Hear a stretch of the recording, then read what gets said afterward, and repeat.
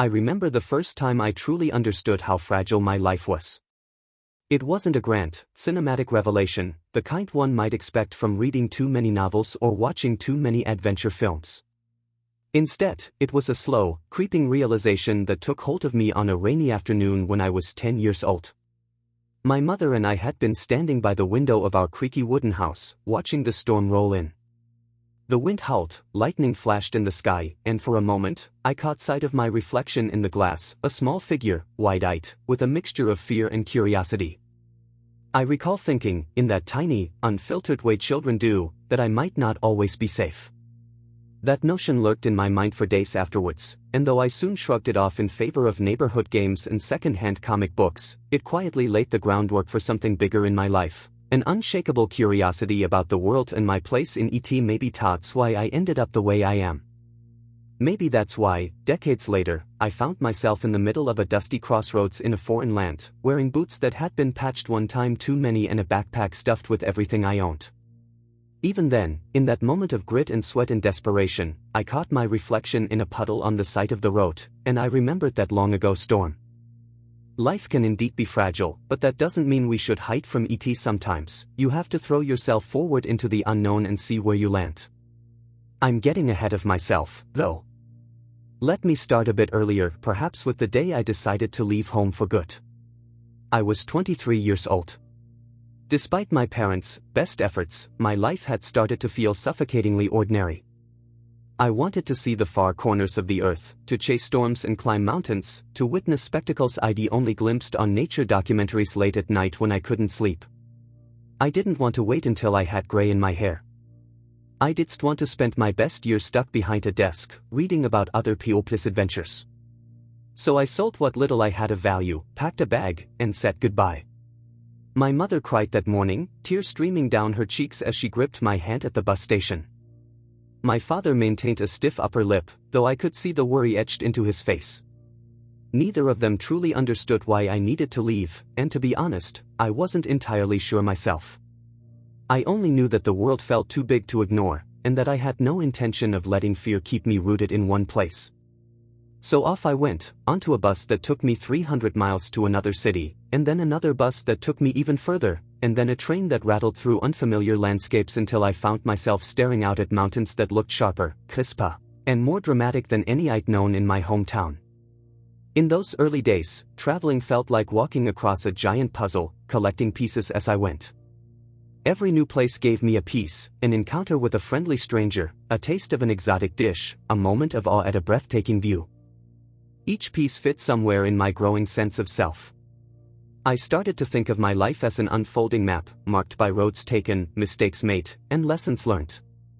The more I saw, the more I realized how much I still didn't know. It was exhilarating and terrifying all at once. One experience that stands out is the time I spent a month working in a small mountain hostel to earn extra money. The building was perched on the edge of a cliff, overlooking a valley dotted with pine trees and bright yellow wildflowers. Every morning, I would wake to the sound of roosters crowing and the smell of fresh bread baking in the hostel's tiny kitchen. After a quick breakfast of hot tea and rolls slathered with homemade jam, I would slip outside with a broom to sweep the front steps.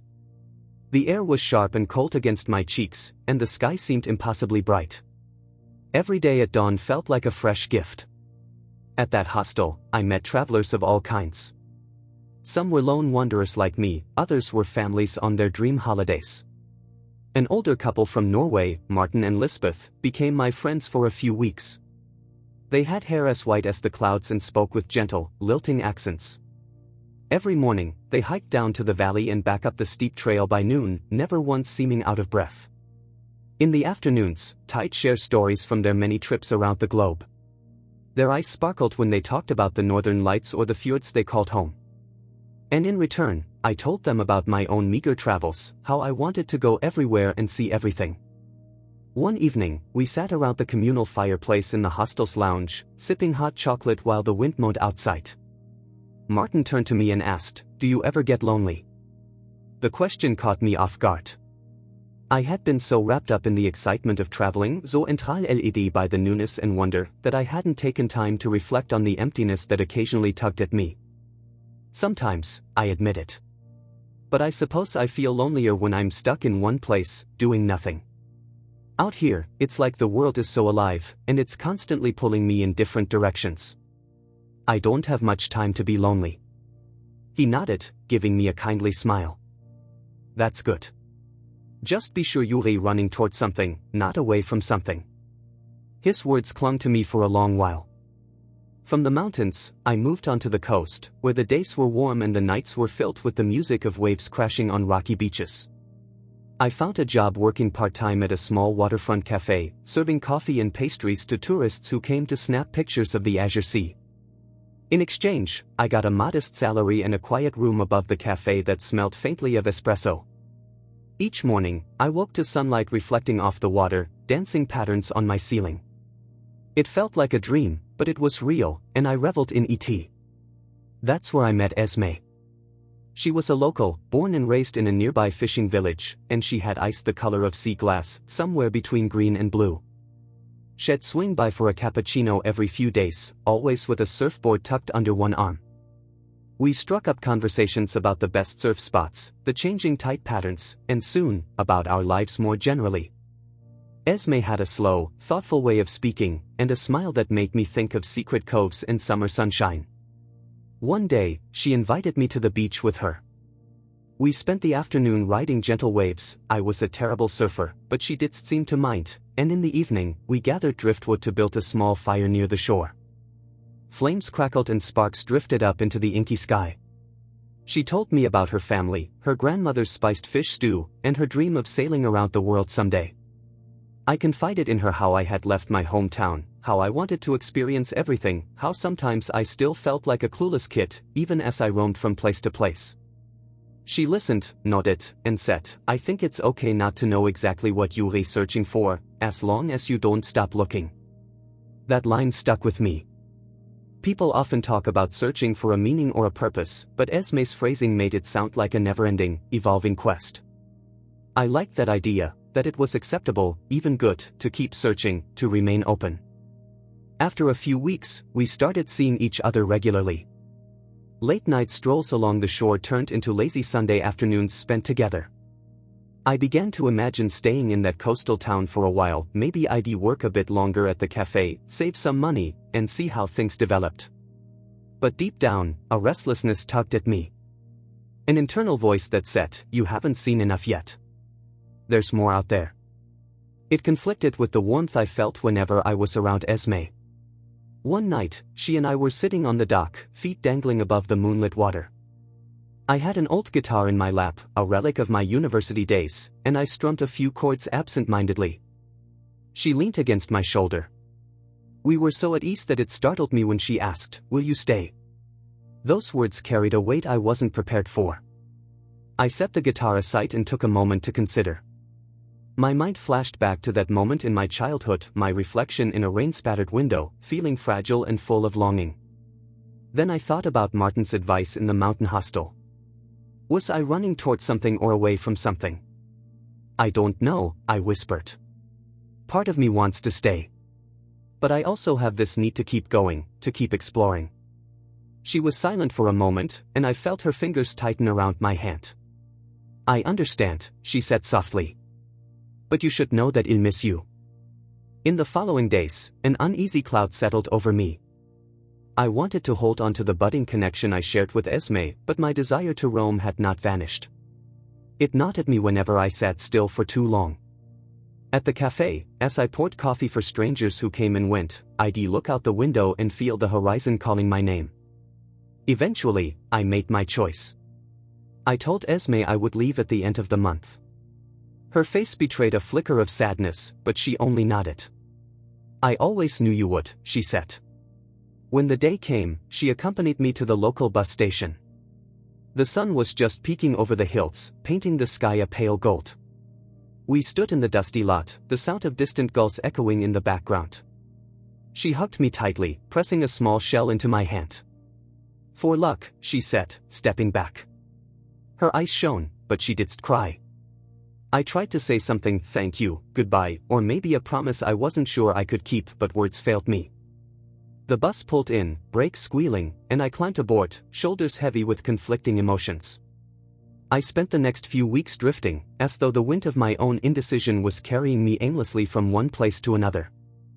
I moved inland, through fields of sun-scorched grass and rolling plains.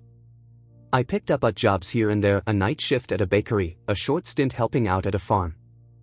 Nothing stuck, and to be honest, nothing felt as fulfilling as it had in the mountains or by the sea. Something inside me felt unsettled, like I'd left part of my spirit behind on that shore where Esme and I used to watch the sunset. Eventually, I found myself in a bustling city known for its towering skyscrapers, neon-lit streets, and frenetic energy.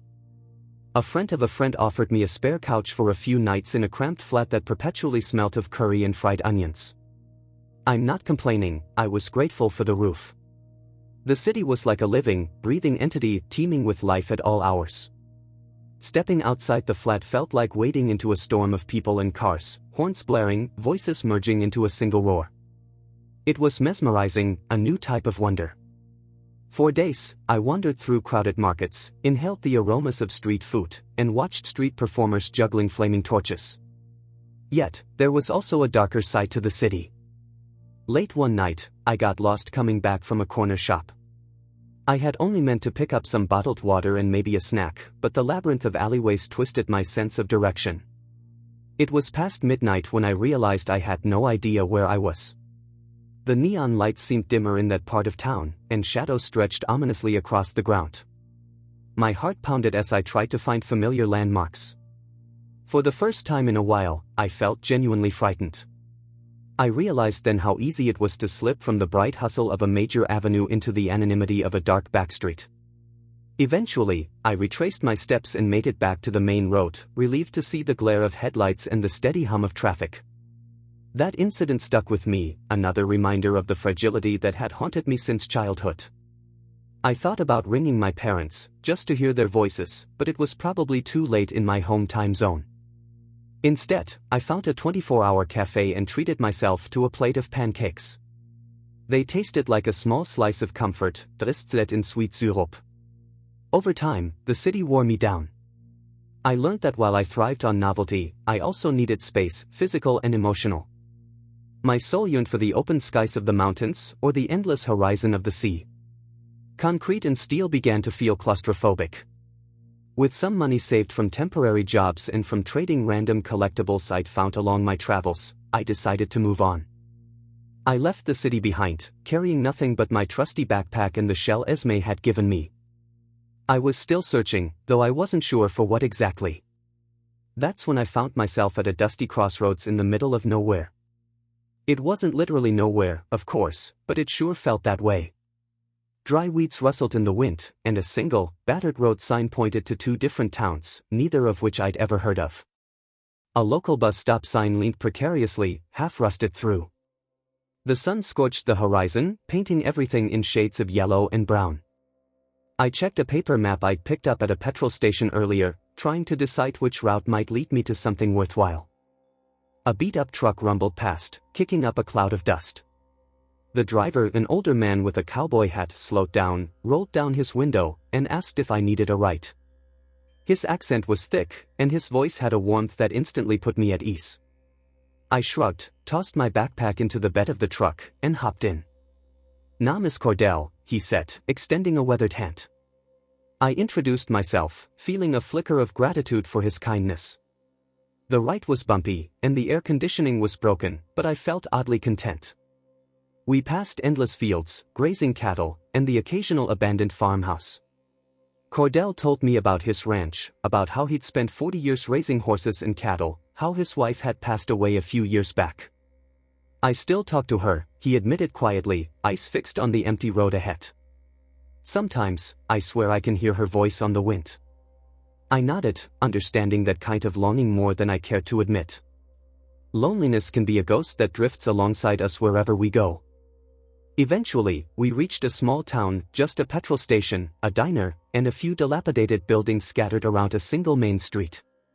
"I'm heading up to the ranch now," Cordell said. "If you're not in a hurry, you can stay a few days. I can show you around." He must have seen the skeptical look in my eyes because he added, "Vivi got a bunkhouse. It ain't fancy, but it's a roof. You can help me out with some chores if you feel like earning your keep. In truth, I was intrigued. I'd never experienced ranch life before, and part of me welcomed the idea of solitude and routine for a bit. So I agreed. The bunkhouse turned out to be a small cabin behind his main house, furnished with simple wooden cots and an iron stove. It smelt of old tobacco and dusty blankets. The first night, I lay awake, listening to the sounds of the countryside, crickets chirping, distant howls of coyotes, and a breeze stirring the tall grass outside. I thought about all the places I'd been, the people I'd met. I wondered if this dusty ranch would offer me something unexpected. Morning broke with a chorus of birdsong. Cordell rapped on the bunkhouse door at the crack of dawn, calling me out to help feed the horses. We trudged through the early morning light, barn swallows swooping overhead. The horses greeted us with gentle nickers, their dark eyes shining with curiosity. I'd never been much of a farmhand, but I learned quickly how to hoist bales of hay, how to fill troughs, how to check hooves for stones. The work was physically demanding, but in a satisfying way, each chore felt like it had a purpose. By midday, my muscles ached, and sweat soaked through my shirt, but I felt more alive than I had in the city. Over the course of a week, Cordell and I fell into an easy routine. We'd wake early, care for the animals, and then share lunch in the shade of a large oak tree near the corral. He'd tell me about his younger days, how he'd been a rodeo rider once, how he'd met his wife at a county fair. He described the heartbreak of watching her slip away after a short illness, the strange quiet that settled over the ranch after her funeral. I listened, offering as much empathy as I could. He'd ask about my travels, about Esme, about the mountains. Why keep roaming, he wanted to know. What's waiting out there, Todd, so important? I hesitated. It was a question I'd been asking myself. I guess I'm still trying to figure that out, I replied. I'm looking for something, maybe just the feeling that I'm truly living. Cordell gave me a long, appraising look. Don't forget that living is something you can do anywhere, he said. It ain't always about where you are, but who you're with, and how open your heart is. The words echoed Martin's sentiment from the hostel. I realized then that all these people I'd met, Martin, Esme, Cordell, had their own ways of pointing me toward a truth I had yet to fully grasp. By the time I left Cordell's ranch, I felt a reluctant tug at my heart. For a moment, I even considered staying longer. There was something grounding about the open land, about the steady rhythms of feeding animals and watching sunsets. But the call of the horizon still lingered. So I packed my bag, accepted Cordell's gift of a wide-brimmed hat to keep the sun off my face, he said, and set off again. This time, I hitchhiked with a truck driver hauling produce to a distribution center in the next state. We parted ways in another small town. I found a cheap motel with flickering lights and a soda machine that ate my coins. Despite the threadbare conditions, I slept more soundly than I had in a while. In my dreams, I saw images of distant shores, looming mountains, a swirl of faces, Esme's smile, Martin and Lisbeth's kind eyes, Cordell's weathered grin. When I woke, I felt an urgency in my bones. For the first time in years, I had an inkling that my journey wasn't aimless. I might not have had a single, crystal-clear goal, but there was a direction forming, a sense that I was gathering wisdom from each place and each person. It dawned on me that my life was becoming something of a tapestry, woven from threads of countless experiences. The question now was how to continue weaving it. Where should I go next? What new piece of the puzzle was waiting to be found? I picked up my map once more, laid it on the small motel desk, and traced my finger along routes I hadn't yet taken. Forests, deserts, maybe even a trip overseas if I could save enough. A soft grin curved my lips as I thought about the possibilities. I felt a flicker of excitement, the same spark I'd had when I first boarded that bus at age 23. Except now, it was tempered by a layer of understanding of the people and places that make a journey worthwhile. I stuffed my meager belongings into my backpack and headed to the front office to check out. The manager, a middle-aged woman with kind eyes, handed me a receipt. "Where to next, love?" she asked, genuinely curious. "I'm not sure," I replied with a lopsided smile. But that's half the fun. Little did I know how much further this road would take me, how many more characters I would meet, and how my own perspective would shift as I uncovered not just the world, but also pieces of myself I never knew existed. There are crossroads everywhere, some literal, others metaphorical. You never really know when you're standing on the brink of something monumental, something life-changing, until you take that next step. The morning after I left that little roadside motel, the sky was an endless stretch of pale blue, promising scorching heat by midday. I strapped on Cordell's wide-brimmed hat and started walking. There weren't many cars on that quiet motorway, so hitchhiking wasn't an immediate option. Dust clung to my boots as I trudged along the hard shoulder. In the distance, I could see the silhouette of far-off hills, shimmering in the rising sun. Those hills felt like a boundary between what I'd already experienced and what was yet to come. About an hour into my walk, I heard the rumble of an engine behind me. I turned to see a rusted saloon approaching, paint peeling off its sides. It slowed, then stopped a few yards ahead. The driver leaned over to crank open the passenger window. "Need a lift?" she asked, voice raspy but kind. She looked to be in her 50s, hair pulled back in a tight ponytail, wearing a pair of oversized sunglasses that almost hit the crow's feet around her eyes. "Sure do," I replied. After a quick handshake, her name was Tessa, I tossed my backpack in the back seat and slid into the front. The car's air conditioner was broken, but at least there was a bit of breeze from the open windows. The interior smelled faintly of stale coffee and peppermint gum. She told me she was heading east, toward a medium-sized city about 2 hours away. I glanced at my rumpled map. That city was as good a destination as any. We chatted sporadically, the conversation punctuated by the hum of the car's engine and the whoosh of wind through the open windows. Tessa had spent the past few years wandering, she said, after quitting her job as a secondary school teacher. She didn't offer much more detail, and I didn't pry. In my experience, people share the deeper parts of their stories only when they feel safe, and I was just a stranger in her passenger seat.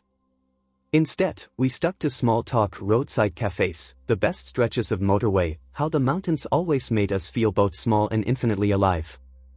Eventually, she dropped me off on the outskirts of the city, near a plaza that boasted a few shops, a petrol station, and a local bus stop. I thanked her, hoisting my bag onto my shoulders. "Take care of yourself," she said, adjusting her sunglasses. "Sometimes it's a big world out there." Then she drove away, leaving me to watch her taillights fade into the distance. I wandered into the heart of the city, passing rows of modest houses and tree-lined streets that felt oddly calming. There were no towering skyscrapers like the metropolis I'd left behind. Instead, the buildings were mostly brick with colorful murals on some walls, depicting local legends or abstract shapes. It felt welcoming, yet still unfamiliar enough to be exciting. Eventually, I found a small public park with a fountain at its center. The water glittered in the sunlight, and a few pigeons milked about, pecking at crumbs left by park goers. I decided to rest on a bench, letting my shoulders relax from the weight of my backpack. Across from me, an elderly man dozed with his chin on his chest, while a mother and toddler sat nearby feeding the birds. The child squealed with delight every time a pigeon came close. I couldn't help but smile. In moments like that, life felt so simple, people enjoying a warm afternoon, no grand drama, just everyday moments of peace.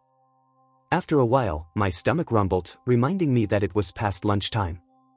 I spotted a food truck parked down the street, bright yellow, with a hand-painted sign advertising homemade tacos. The smell of sizzling onions and peppers drew me in. I ordered 2 tacos and a cold fizzy drink, grateful for the cheap price. As I devoured my meal, I thought about my next move. Back in the motel room, I'd skimmed my map for interesting destinations. A large forested area lay another few hours east, known for its ancient groves, hidden waterfalls, and rumored hot springs. That sounded like the perfect place to find temporary work and continue my wanderings. Maybe there would be a lodge or campsite in need of a helper. I decided to try my luck. Into the forest. A bus ticket got me to a small town at the edge of the forest by late afternoon. The town, Roosevelt, was little more than a single main street with a handful of shops and a diner that doubled as the local social hub. I stepped off the bus and immediately smelled pine and damp earth. Towering evergreens stood like silent sentinels at the far end of town, their branches swaying gently in the breeze. There was an undeniable allure in those woods, a whisper of mystery that made me eager to explore. I walked into the diner, a cozy place with checkered curtains and a chalkboard menu advertising famous rosewood pie. A bell jingled over the door as I entered. A friendly waitress, probably in her early 20s, greeted me with a smile. Her name Tagreet Bika. Just off the bus, she asked, pouring me a glass of water at the counter. Yeah, I replied, setting my pack down by my stool. Heard Teresa Forest near here worth seeing? Becca nodded. It's beautiful. Lots of hiking trails, campsites, cabins. Some folks come from all over just to photograph the old-growth trees. You planning to stay long? If I can find somewhere to pitch in and earn a bit of money, maybe, I said. Any idea who might be hiring? She tapped a manicured fingernail against her chin. I heard old Mr. Whitaker at the Pinewood Lodge was looking for part-time help. Cleaning rooms, general maintenance, that sort of thing. It's about 5 miles into the forest, right off the main trail. If you talk to him, be polite. He's gruff, but has a good heart underneath all that. She flashed me another bright smile. Want a slice of pie for the road? On the house for a newcomer. I couldn't help but grin. I'd love one. With a slice of warm apple pie wrapped in a paper box and a sense of tentative hope, I set off toward Pinewood Lodge. The trail leading into the woods was white and well-maintained, with wooden signposts at intervals. Moss clung to the trunks of massive pine trees, and sunlight filtered through the canopy in shifting patches of gold. The air felt cooler here, fresh and tinged with the scent of forest mulch. My steps fell into a comfortable rhythm as I headed deeper into the woods, pie in one hand, backpack slung over my other shoulder. After about an hour of walking, I spotted a rustic wooden sign nailed to a tree, Pinewood Lodge, ein Viertelmeile. The path forked, and I followed the arrow pointing to the right. Soon, the lodge came into view, a sprawling log structure with a large wraparound porch, windows framed by green shutters, and a tall stone chimney. Several smaller cabins dotted the clearing behind it. The scene looked like something out of a postcard advertising the great outdoors. I approached the porch, noticing a few guests seated in rocking chairs, sipping mugs of something steaming and enjoying the late afternoon serenity. Inside, I found a small reception area with a front desk made of polished oak. Behind it stood a man who could only be Mr. Whitaker. He was tall and lean, with hair that had probably once been jet black but was now streaked with silver. His brow was furrowed in a permanent state of concentration or perhaps mild irritation. I cleared my throat. Excuse me, are you Mr. Whitaker? He glanced up from the ledger he was studying. That's me. If you're looking for a room, we're fully booked until next week. I shook my head. I actually heard you might be looking to hire someone. I'm traveling, but I have experience with maintenance, cleaning, and general odd jobs. I was hoping. He sighed, set his pen down, and gave me a once-over. We can always use an extra hand. Place is busier than usual. Got a hiking group coming in tomorrow, and the cabins need some work. But I can't offer much. Minimum Wage, plus a bunk in the staff quarters if you last a week. If you don't mind that, consider yourself hired. Name. I told him my name, and a flicker of surprise momentarily eased the stern lines of his face. All right. Come with me. He led me through a hallway lined with framed photographs, some of guests posing by the lodge's sign, others of the forest in various seasons. I found myself entranced by images of autumn leaves blazing red and gold, waterfalls frozen in midwinter, and spring meadows carpeted in flowers. Finally, we reached a small bunk room with 2 twin beds, a dresser, and a narrow window that overlooked the back cabins. You'll be sharing with my nephew, Milo, Mr. Whitaker said, opening the door. He helps out around here, too. He's not around right now, probably wandering somewhere in the woods. Kid's got an adventurous streak a mile wide. With that, Mr. Whitaker handed me a key. Dinner's at 7 in the dining hall. If you're late, you miss out. Tomorrow morning, be up by 6. There's a lot to Donnerstag. Settling in. Once he was gone, I dropped my backpack on the nearest bed and took a deep breath. The room was simple, just the basics. But in that moment, it felt perfect, a brief sense of belonging in a place that seemed both peaceful and full of promise. I stowed my belongings, then wandered outside to explore the grounds. Behind the lodge, the forest opened into a white meadow with a wooden gazebo at the center, where guests could gather for events or just sit and enjoy the scenery. A narrow stream cut through one side of the meadow, gurgling softly. Several small log cabins were spaced out in rows, their names Cedar, Maple, Spruce carved into wooden plaques beside the doors. A few guests were out front, chatting and admiring the scenery, cameras slung around their necks. A soft breeze carried the smell of pine needles, and a sense of calm washed over me. This place felt like an oasis, a chance to momentarily root myself while still remaining in motion. I had no idea how long I'd stay, but for now, it was enough. By the time I returned to the lodge, the sun was sinking low, painting the sky with streaks of orange and pink. I followed the sound of clattering dishes to a dining hall adjacent to the main reception area. It was a large, high-ceilinged room with wooden beams across the top and picnic-style tables arranged in rows. A buffet line of steaming trays offered simple but hearty fare: roast chicken, mashed potatoes, fresh vegetables. My mouth watered at the sight. I grabbed a plate, filled it, and looked for a seat.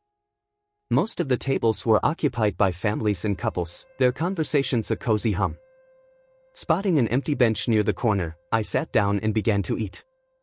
Partway through the meal, I sensed someone sliding onto the bench across from me. I glanced up to see a young man, probably in his late teens or early 20s, wearing a flannel shirt and jeans. He had tousled brown hair and a friendly smile. "You must be the new hire," he said, extending a hand. "I'm Milo, Mr. Whitaker's nephew. He told me you would be staying in my bunk room." I shook his hand. "Nice to meet you." "Yeah, just arrived this afternoon. Guess we'll be sharing quarters for a bit." He grinned, then leaned in conspiratorially. "Don't let my uncle scare you off. He's Albach, no bitte. This place can be pretty cool if you know where to look. Like the hot springs. Ever heard of them?" Becca at the diner mentioned something about hidden waterfalls and stuff, but not hot springs. "Where are they?" Milo lowered his voice. "Thierry, not on any official map, but Thierry real. People say the water has healing properties, probably just a rumor to draw in tourists, but who knows? Thierry deep in the forest, off trail. Maybe I'll show you sometime, if you're up for a hike." My curiosity piqued. "I'd like that." "Definitely." We finished our meal, and Milo told me a bit about his life. He'd grown up spending summers here with his uncle, working odd jobs around the lodge. Now that he was old enough, he'd moved in permanently to help manage the place. He said he loved the forest, the mystery of it, the quiet dawns when the mist hung low, the nights when you could see every star. I found myself warming to him immediately. After dinner, we walked back to the bunk room, discussing the chores scheduled for the next day. As we passed the reception desk, Mr. Whitaker gave us a curt nod. I couldn't tell if he was silently approving of our conversation or just acknowledging our existence. Either way, I took it as a good sign. Work and wanderings. The next morning, I woke to the soft glow of sunrise filtering through the bunk room window. True to his word, Mr. Whitaker had us up by 6. Milo and I quickly dressed and headed to the dining hall for a simple breakfast: porridge, eggs, and black coffee. Then, the work began in earnest. Mr. Whitaker handed me a list of tasks: cleaning the lodge's porch, fixing a loose step leading to cabin cedar, and stacking some firewood. Milo's list was longer. He was clearly more trusted and included guiding the D's hiking group to a nearby lookout point. I was secretly envious of that assignment, longing to join the trek, but I knew I'd have my time eventually. By midday, my arms ached from hauling wood, and sweat trickled down my temples. Still, there was a satisfaction in the labor, in knowing I was contributing to this place, even if just temporarily. Plus, I had the entire late afternoon free, after the bulk of the chores were done. Around 4 in the afternoon, Milo returned with the hiking group, a mix of families and solo travelers. They looked tired but happy, chattering about the panoramic views tight scene. As the group dispersed, Milo caught my eye. "Ready for a little adventure?" he asked. "Sure am," I replied, eager to see more than just the lodge's immediate surroundings. He grabbed a small backpack, stuffed with water bottles and snacks. We headed into the woods, following a narrow path that snaked between towering pines. The air felt cooler beneath the dense canopy, and the forest floor was soft with moss and pine needles. Occasionally, we'd spot a patch of wildflowers, splashes of purple and yellow among the green. Milo seemed to know every twist and turn, pausing now and then to point out interesting plants or animal tracks. After about half an hour, the path ended at a white stream rushing over smooth stones. Milo motioned for me to follow him across. We hopped from rock to rock, careful not to slip. On the far bank, the trail disappeared entirely. We continued in silence, pushing through dense undergrowth. Rays of sun filtered through the leaves above, creating a mosaic of light. I lost track of time as we pressed deeper into the forest, the sound of the stream fading behind us. Eventually, the scent of sulfur and mineral-rich water replaced the sharp tang of pine. Milo turned to me, excitement shining in his eyes. "Very close. ULLC." A few more steps, and we emerged into a small clearing where steam rose from a series of pools nestled in the rock. The water, a crystalline turquoise, looked otherworldly in the fading daylight. "Wow," I breathed, taking it all in. The hot springs were far more beautiful than I'd imagined. Milo grinned. "I know, right? This is one of my favorite spots. Uncle always warns me not to bring guests here, liability issues, plus it's on the edge of the property. But I figure you're staff now. Ready to dip a toe in?" I didn't need a second invitation. We both kicked off our boots and socks, rolled up our trouser legs, and waded into the nearest pool. The water was blissfully warm, the tension in my muscles easing almost immediately. I leaned against a smooth rock, staring at the canopy above. The late afternoon light painted the sky in shades of lavender and gold. For a while, neither of us spoke. We just soaked in the warm water, letting the forest's natural symphony, chirping birds, rustling leaves, wrap around us. Eventually, Milo broke the silence. "What made you start traveling?" he asked, genuine curiosity in his tone. I paused, considering how to respond. I grew up in a small place. Always felt restless, like the world had too much to offer for me to stay in one spot. There was a time I thought I'd just roam forever, never look back. But recently, I don't know. I'm starting to wonder if maybe all these different places and experiences are pointing me somewhere. He nodded. I get that. I've lived here my whole life, but sometimes I feel that itch to go somewhere new. Then I remind myself that a place is what you make it. I'm still figuring it out, too. I thought of Caudel's ranch, of Esme in the coastal town, of Martin and Lisbeth in the mountains.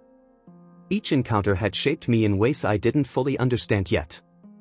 I think we all are, I said quietly, letting the warm water lull me into a meditative state. We stayed until the sun dipped below the treetops, then reluctantly climbed out, drying our feet on spare towels Milo had packed. On the way back, we relied on Milo's torch to navigate through the twilight shadows. By the time we returned to the lodge, the stars were out in full force, glittering above the treetops.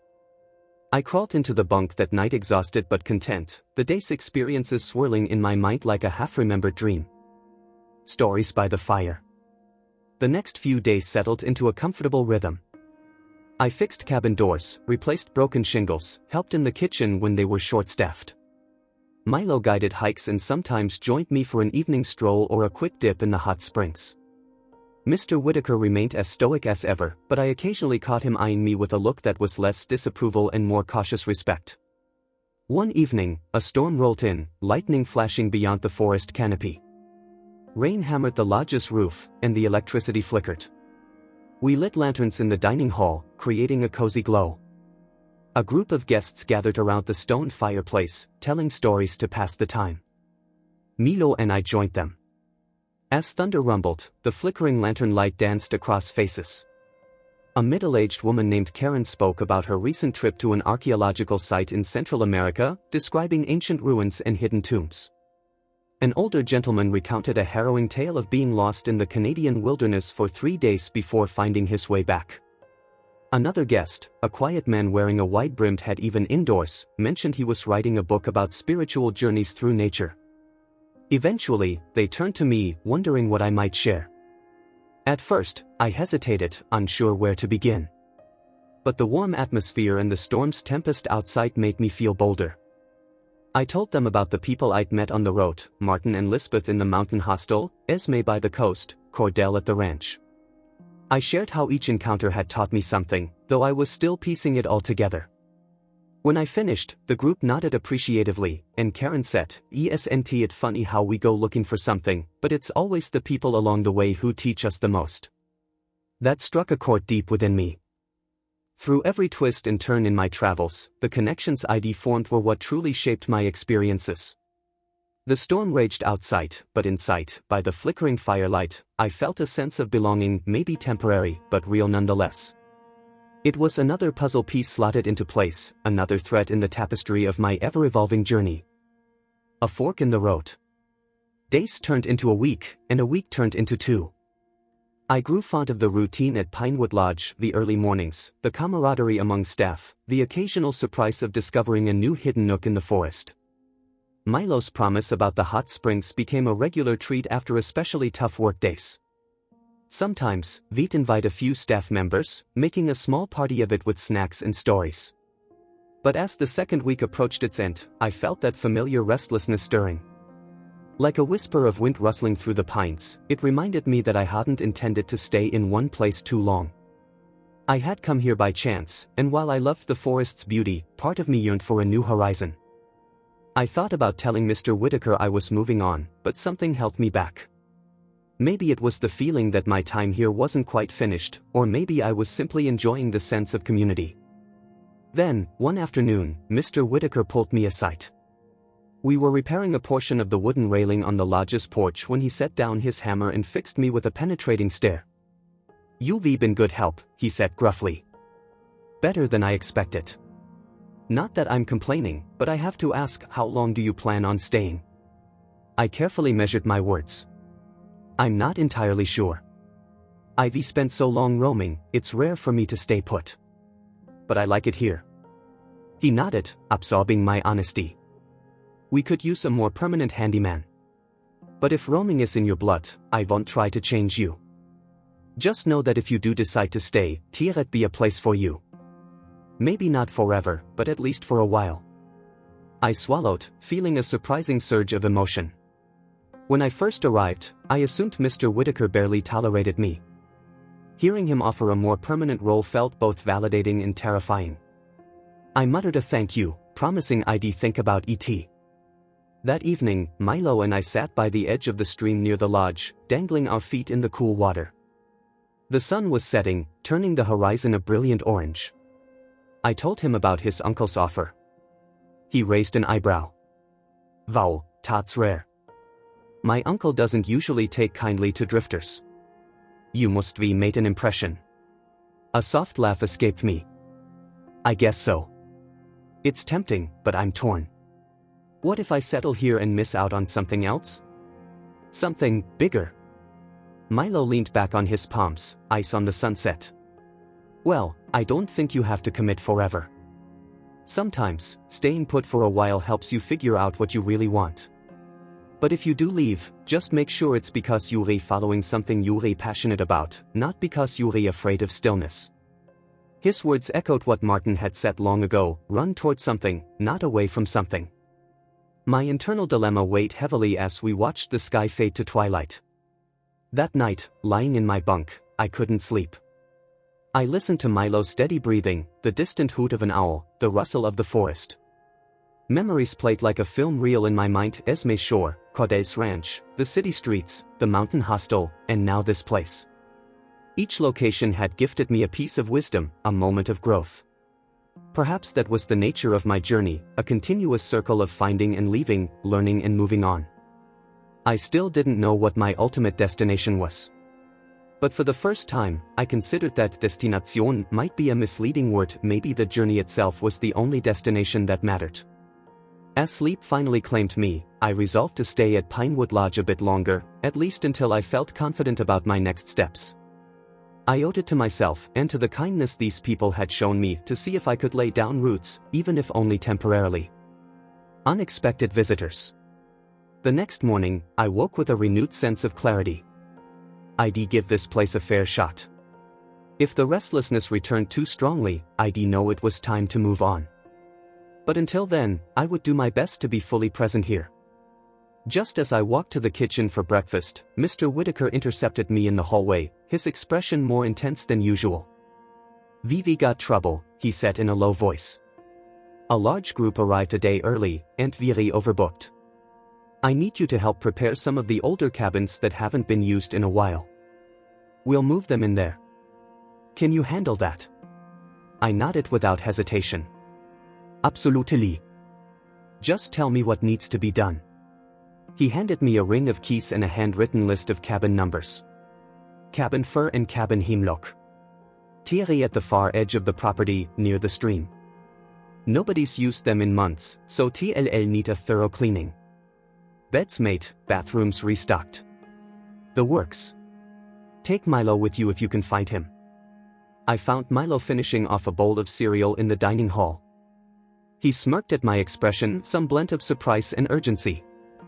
"Looks like Vivi got extra work today," I told him, handing him half the keys. He chuckled, slurping the last bit of milk from his spoon before following me outside. We spent the morning cleaning Cabin Fir from top to bottom.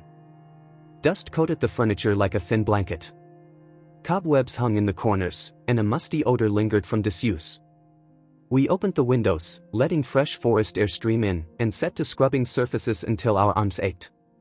By noon, the cabin felt livable, complete with crisp sheets on the beds and clean towels in the bathroom. Then we moved on to Cabin Hemlock, which turned out to be in even worse shape. A small leak in the roof had caused some water damage to the ceiling in one room. Milo climbed onto the roof to patch the area with spare shingles while I cleared out the soggy debris in sight. It was tedious, messy work, but we chatted and joked to pass the time, occasionally pausing to marvel at the forest's beauty just outside the windows. By late afternoon, both cabins were ready. We stepped outside, sweaty and tired, but proud of our efforts. The sun was dipping behind the trees, casting long shadows across the clearing. "View," Milo Said, running a hand through his tousled hair. "I'm beat. Think your sense of adventure is sated for the day?" I chuckled. "For now, yeah. But if Mr. Whitaker has another emergency group show up tomorrow, I might reconsider my plan to stay longer."